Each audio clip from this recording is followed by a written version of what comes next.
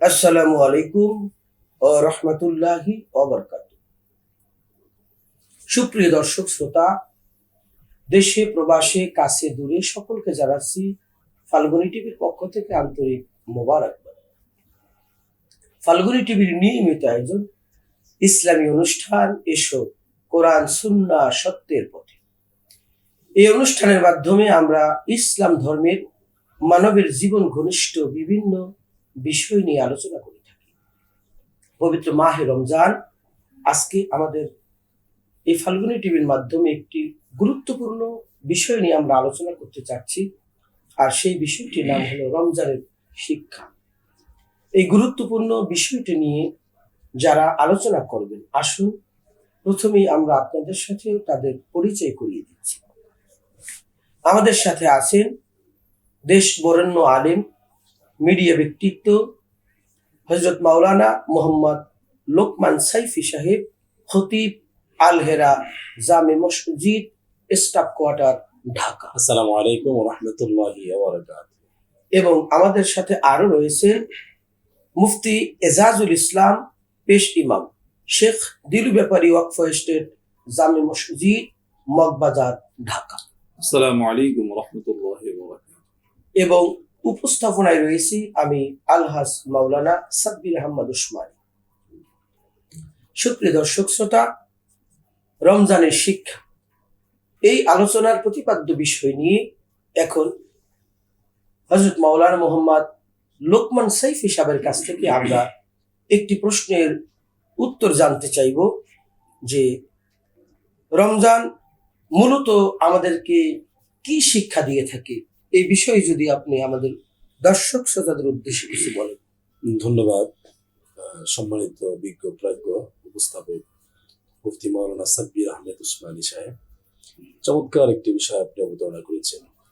রমজান মূলত আমাদের যে শিক্ষাটা দেয় সেটা হচ্ছে টু রিশেপ দেয়ার লাইফ, জীবনটাকে পুনরায় পরিশুদ্ধ করার একটা সুযোগ দেয়। গুণীজনরা বলে থাকেন, the month of self analysis self restraints gives the Muslim great opportunity to reshape their life in according to the teaching of Islam. ইসলামের শিক্ষা অনুযায়ী আত্মসংযমের, আত্মবিশ্লেষণের মাস রমজান মুসলমানদেরকে একটা সুযোগ দেয়, বড় ধরনের সুযোগ দেয় টু রিশেপ দেয়ার লাইফ, তার জীবনটাকে পরিশুদ্ধ করার। অর্থাৎ 11 মাস আমাদের এলোমেলো অগোছালো ইনডিসিপ্লিন লাইফ আমরা লিড করেছি। রমজান আসলে পরে আমরা একটা ডিসিপল হিসেবে নিজেদেরকে তৈরি করি। তো আমরা শৃঙ্খলিত একটি সুন্দর জীবনযাপন আমরা করার চেষ্টা করি, এবং আমরা সবচেয়ে বড় শিক্ষা হচ্ছে যে এই মাসেই আমরা তাকওয়ার গুণ অর্জন করি, আল্লাহর তাআলার সাথে সম্পর্ক নির্মাণ করি, আমাদের নিজেদের পাপ মোচন করে আল্লাহ তাআলার জান্নাতে যাওয়ার জন্য উপযোগী সেই পবিত্র মানুষ তৈরি করার জন্য আমরা নিজেদেরকে তৈরি করার সুযোগ পাই। এটা শিক্ষা, বিরাট শিক্ষা। এই জন্য আল্লাহ তাআলা মূলত কোরআনুল কারীমে ভিতরে বলেছেন, ইয়া আইয়ুহাল্লাযীনা আমানু কুতিবা আলাইকুমুস সিয়ামু কামা কুতিবা আলাল্লাযীনা মিন ক্বাবলিকুম লাআল্লাকুম তাত্তাকুন। হে মুমিনগণ, তোমাদের উপর রমজানের রোজা ফরজ করা হয়েছে যেমনি ভাবে পূর্ববর্তী লোকদের উপর ফরজ করা হয়েছিল, আর আশা করা যায় তোমরা মুত্তাকি হতে পারবে। এই মুত্তাকি হওয়াটাই হচ্ছে সবচেয়ে বড় ধরনের শিক্ষা। জি জি, ধন্যবাদ। ধন্যবাদ। সম্মানিত আলোচক সুন্দর বলছিলেন। আসলে রমজান আসেই মানুষকে নৈতিক শিক্ষা, আত্মিক শিক্ষা দেওয়ার জন্য।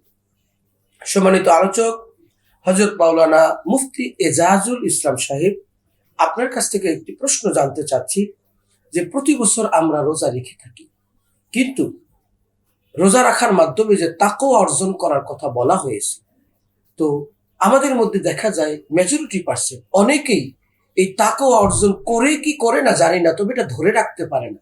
এর বিশেষ কারণ কি হতে পারে? আলহামদুলিল্লাহি রাব্বিল আলামিন ওয়াস সালাতু ওয়াস সালামু আলা রাসূলিল কারীম, আম্মা বা'দ। ধন্যবাদ জানাচ্ছি বিজ্ঞ উপস্থাপক সাহেবকে।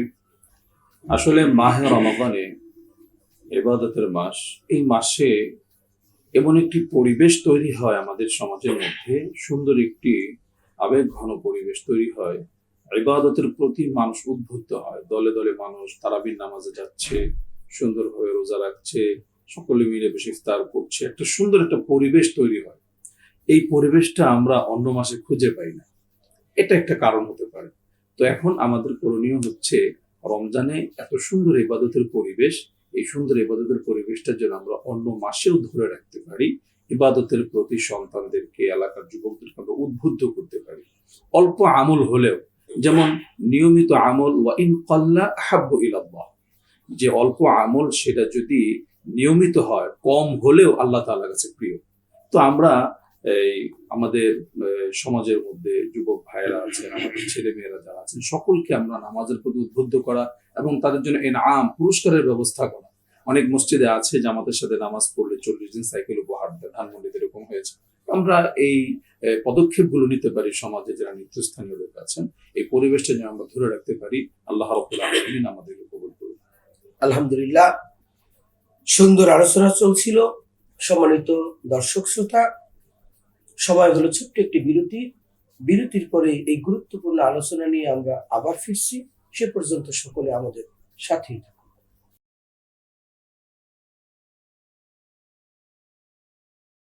সুপ্রিয় দর্শক শ্রোতা, বিরতির পরে ফিরে আসলাম আপনাদের মাঝে। আপনারা শুনছিলেন ফাল্গুনী টিভি পক্ষ থেকে আলোচনা, রমজানের শিক্ষা, রমজান থেকে আমরা কি শিক্ষা পেতে পারি এই বিষয় নিয়ে বিস্তারিত আলোচনা। আমাদের বিজ্ঞ প্রাজ্ঞ একজন আলোচক হযরত মাওলানা লোকমান সাইফি সাহেব অত্যন্ত সুন্দর আলোচনা করতেছিলেন বিরতির পূর্বে। এখন আমি এই পর্বে তার কাছ থেকে একটি বিষয়, গুরুত্বপূর্ণ একটি বিষয় তার কাছে জানতে চাচ্ছি। আল্লাহ রাব্বুল আলামিন যে আয়াত নাজিল করেছে, শেষে তিনি বলেছে এই রমজানের রোজার মাধ্যমে তোমরা তাকওয়া অর্জন করতে পারবে। আসলে এই তাকওয়া বলতে কি বোঝায়, আমরা সামাজিকভাবে অনেকেই এটার মূল রহস্য বা ব্যাখ্যা বুঝি না। সেক্ষেত্রে আমি মাওলানা লোকমান সাইফি সাহেবের কাছ থেকে জানতে চাচ্ছি যে মূলত তাকওয়া কি, এর সংজ্ঞা যদি আপনি একটু বলতেন। ধন্যবাদ বিজ্ঞ উপস্থাপক। আল্লাহ তাআলা বলছেন লাআল্লাকুম তাত্তাকুন, লাআল্লাকুম তুফলিহুন, লাআল্লাকুম তুরহামুন। এইভাবে আল্লাহ বিভিন্ন জায়গায় কোরআনে বলেছেন। তো তাকওয়া আল্লাহ যেখানে লাআল্লাহ বলেছেন, লাআল্লাহ মানে হচ্ছে, লাআল্লাহ শব্দের অর্থ হচ্ছে সম্ভাবনাময়, গেইজ এন্ড পসিবিলিটি, মানে হতেও পারে নাও হতে পারে, 50-50। কিন্তু আল্লাহ যেখানে বলবেন সম্ভাবনাময়, সম্ভবত তোমার মুত্তাকি হতে পারবে, সেটা অবশ্যই অবশ্যই এটা 100%। সেটা 100%। তাহলে এখানে আল্লাহ বলেছেন মানুষের সম্ভাবনা, মানুষের যে লা আল্লাহ আর আল্লাহ লা আল্লাহ, আকাশ বা তার ব্যবধান। আল্লাহ বলেছেন লা আল্লাহ তাত্তাকুন, তুমি তাকওয়া অর্জন করতে পারবে, মুত্তাকি হতে পারবে, আর এটা অবশ্যই সম্ভব। তাকওয়া অর্থই হচ্ছে খোদা ভীতি, আল্লাহর ভয়, আল্লাহকে স্মরণ রেখে, আল্লাহর ভয় অন্তরে রেখে খারাপ কাজ থেকে পরহেজ করাকে তাকওয়া বলা হয়। এখন এই তাকওয়ার সংজ্ঞা যদি আপনি, এই মুত্তাকি কারা, যারা তাকওয়া অবলম্বন করে তারাই মুত্তাকি। মুত্তাকির সংজ্ঞা কোরআন কারীমে বিভিন্ন জায়গায় আল্লাহ বলেছেন ওয়াল্লাযী জাআ বিসিদকি ওয়া সাদ্দাকা বিহি উলাইকা হুমুল মুত্তাকুন, যারা সত্য নিয়ে আগমন করেছে আর সত্যকে সত্য বলেই যারা মেনে নিয়েছে, এরা হচ্ছে মুত্তাকি।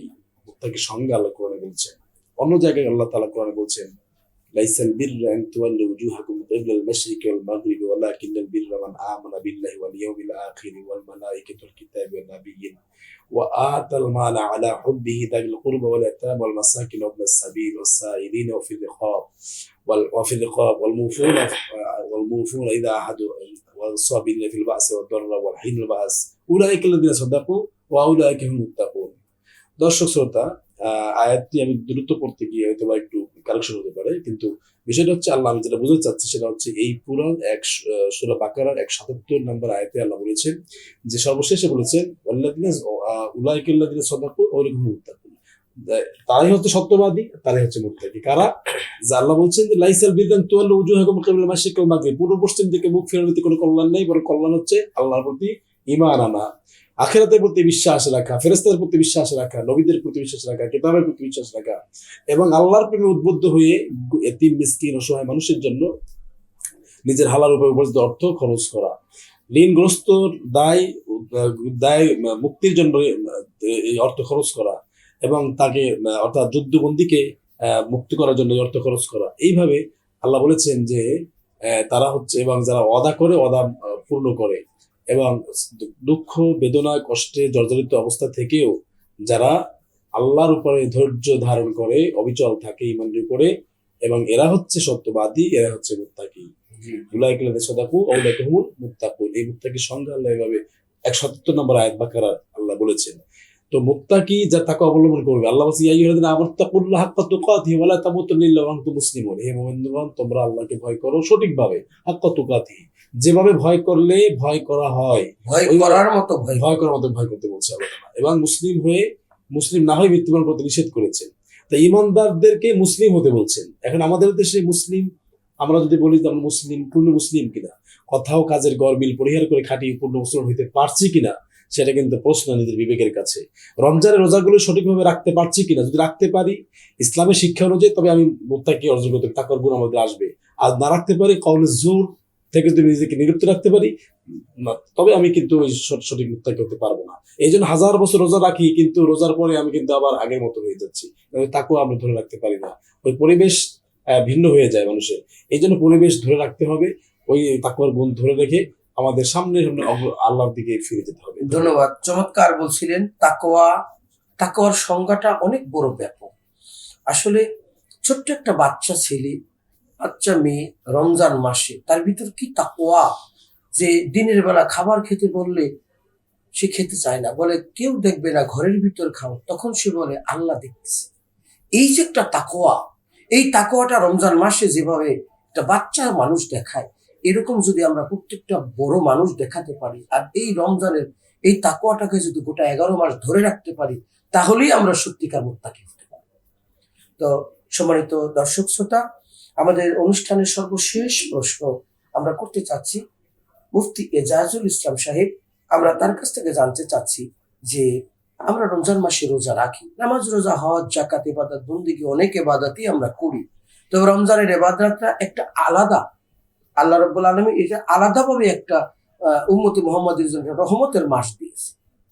এই রমজানের রোজা আদায় করতে পারলে সঠিক নিয়মে, এটার মাধ্যমে কি আমরা জান্নাত পেতে পারি, আল্লাহর নৈকট্য লাভ অর্জন করতে পারি? এই বিষয়ে যদি কিছু বলতেন। ধন্যবাদ সম্মানিত উপস্থাপক সাহেব, একটি সুন্দর বিষয় তুলে ধরেছেন। আসলে মাহে রমাদান, রমজান আসেই আল্লাহ তাআলার সাথে বান্দার সম্পর্ক তৈরি করার জন্য।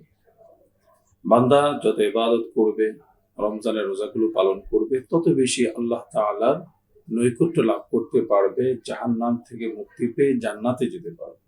আমাদের যে রোজাটা, এই রোজার ব্যাপারে রাসূলুল্লাহ সাল্লাল্লাহু আলাইহি ওয়াসাল্লাম বলেন, আস-সিয়ামু জুন্নাতুন কাজুন্নাতি আহাদিকুম ফিল কিতাল। এই রোজাটা হচ্ছে একটি ঢালের মতো, জাহান্নাম থেকে তোমাদেরকে বাঁচানোর জন্য রোজা হচ্ছে ঢাল। কেমন ঢাল?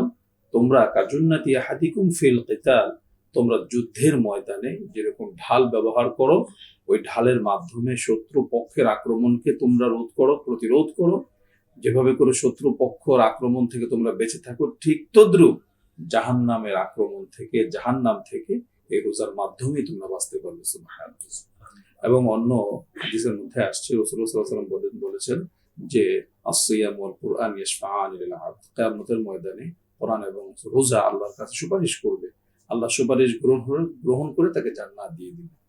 সুতরাং আমরা যদি সুন্দরভাবে আল্লাহ তাআলার সন্তুষ্ট অর্জনের জন্য আমরা একনিষ্ঠভাবে আমরা তাকওয়ার সাথে যদি আমরা রোজাগুলো পালন করতে পারি, আল্লাহ রাব্বুল আলামিন এর বিনিময়ে আমাদেরকে জান্নাত দান করবেন। ধন্যবাদ সম্মানিত বিজ্ঞ আলোচক। অত্যন্ত চমৎকার আলোচনা আমরা আপনাদের কাছ থেকে শুনতেছিলাম। আজকের অনুষ্ঠানে আমরা আর আলোচনা দীর্ঘায়িত করতে পারছি না, সময় সীমাবদ্ধতার কারণে। পরবর্তী আকর্ষণীয় গুরুত্বপূর্ণ কোনো বিষয় নিয়ে আমরা আবার আপনাদের মাঝে হাজির হব। আজকের অনুষ্ঠানের সমাপ্তি টানার জন্য আমরা ইচ্ছা পোষণ করছি। যে যেখান থেকে আমাদের অনুষ্ঠান দেখছিলেন, আবারও সকলকে ফাল্গুনী টিভির পক্ষ থেকে মোবারকবাদ জানিয়ে আজকের অনুষ্ঠান এখানে শেষ করছি। সকলে ভালো থাকবেন, সুস্থতা কামনা করছি। আমি আলহাজ মাওলানা সাব্বির আহমেদ ওসমানী। আসসালামু আলাইকুম ওয়া রাহমাতুল্লাহি ওয়া বারাকাতুহু।